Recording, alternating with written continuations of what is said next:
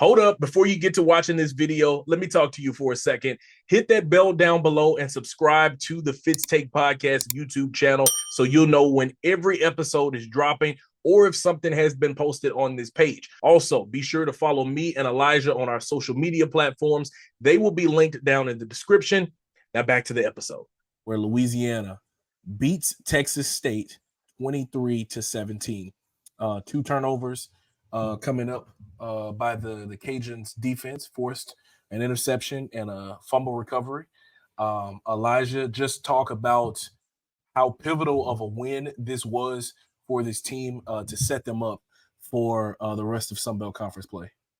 Yeah, man. I mean, it's their way or nothing. I mean, they could, they'll possibly be. Well, they can be in the Sun Belt championship game. They went out, but another thing they can do is actually host, and I think that's what they want to do. It'll be the first time I think since the 2018 season that they hosted. Since 2021. I'm sorry, 2021 season that they have hosted. So yeah, I want they that's their goal. They want to make sure they can host something here in Lafayette. With the stadium being built, Ben Walridge, his goal was to be Sun Belt champion along with other guys here. Last time Desimo been a part of it, Desimo had to.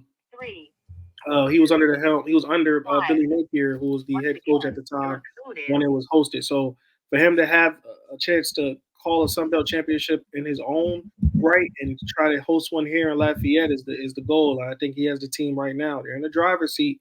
All you have to do is just get there and park your car right where you want to. Because right now it's like everything is going right with you guys.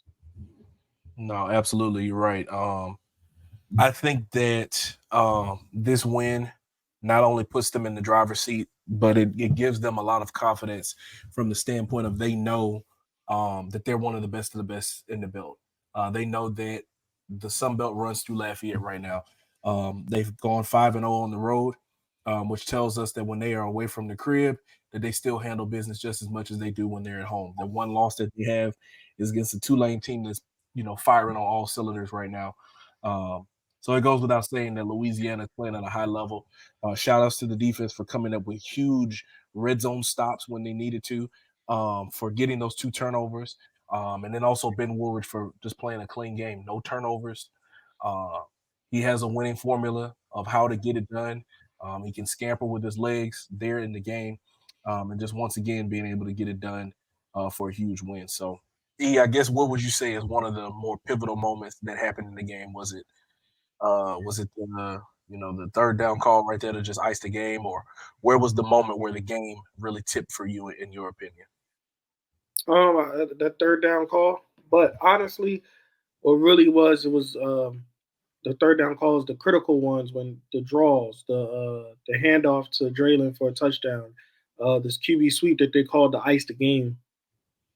Every third down play call was Dez's best work, and you love to see that from Dez and his play calling ability, because at the end of the day, that's what keeps you on the field, keep those drive alive, and keep and they ice the game eventually. So I just think that if you guys, well, not you guys, but the Cajuns uh, executed their game plan tonight. They know that Texas State wanted to be aggressive with the blitzes, sending the corners, sending safety, sending everybody, and they made sure that they were ahead of the game plan, not trying to do too much, just trying to do enough to win the football game and get out of a Tuesday game with a victory. Sometimes you have to go on the road and win games in ugly manners. And UL was able to do that. You know, not necessarily putting up their usual 30, 40 points of what they've done in the past, but they were able to still come out on top. So that's something that you can always be proud of for your teams in the long run. Louisiana will play in their homecoming game against Arkansas State. It's a 4 o'clock kick on Saturday, November the 9th. And then they close out the season with 3 more games uh, at home against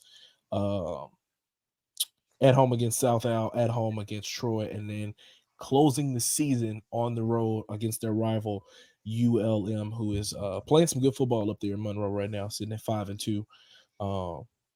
The only 2 teams left that they're facing that has a winning record is Arkansas State and ULM. but they're obviously not going to be able to look over anybody in these final four games. The team is already bowl eligible, so that box is checked. Um, I believe the last two Western Division games, or no, they have three more Western Division games. Well, really, all four of them.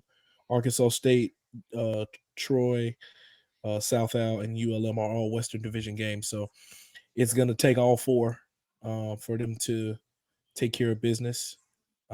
Because according to the standings in the West, UL is 4-0. Arkansas State is 3-1 in conference. South Alabama is 3-1, and ULM is 3-1. So they're going to have to win all of them to make sure that they handle business and you know to get a bid at the Sun Belt Championship. If they win out completely, then they will, without question, host the Sun Belt Championship game in Lafayette. And what a time that will be, because I can remember the vibes of 2021. I was not physically there. I was out of town for something else going on with family.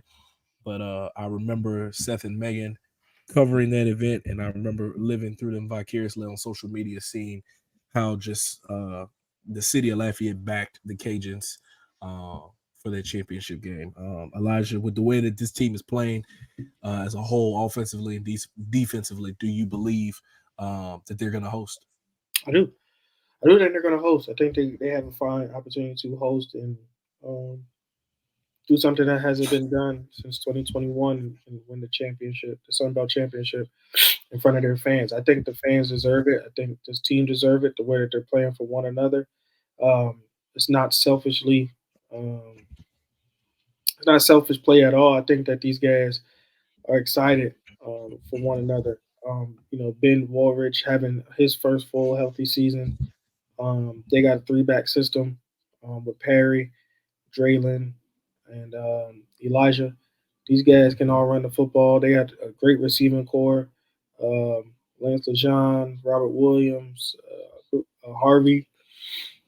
Got offensive linemen with AJ Gilly, Landon. These guys. So it's like offensively, they all are having their first real healthy season with everybody on the field, and defensively, they have some key guys that's on that roster as well, including some transfers. So this is one of the most complete teams that they have, and I think it was only right that they can get a chance to host. With that being said, they have to handle business, and I think they can.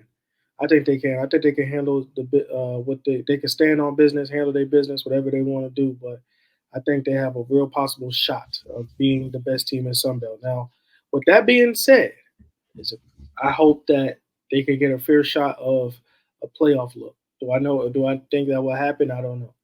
But I think if they handle business, then the college football universe have to look into this Cajun team.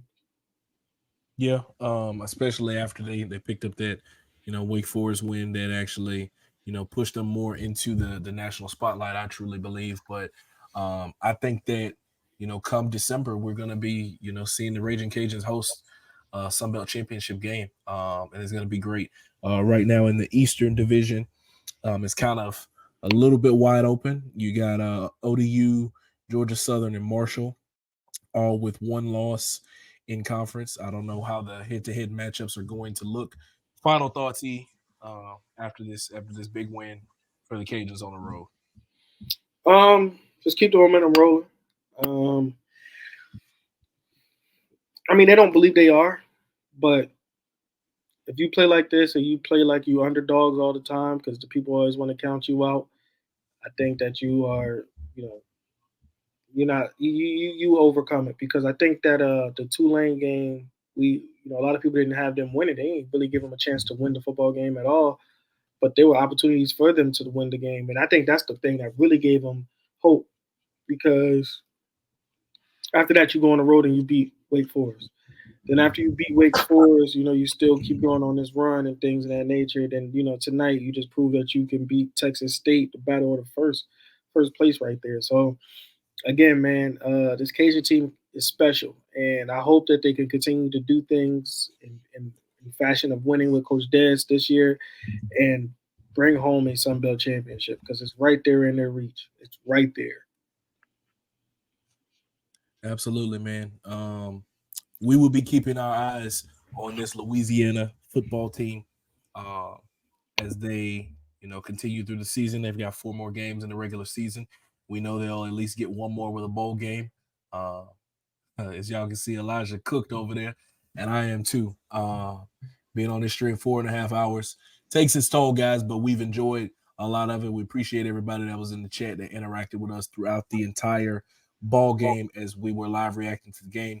Once this is over, it'll upload to YouTube if you want to go back and watch and listen to some of the conversations you can.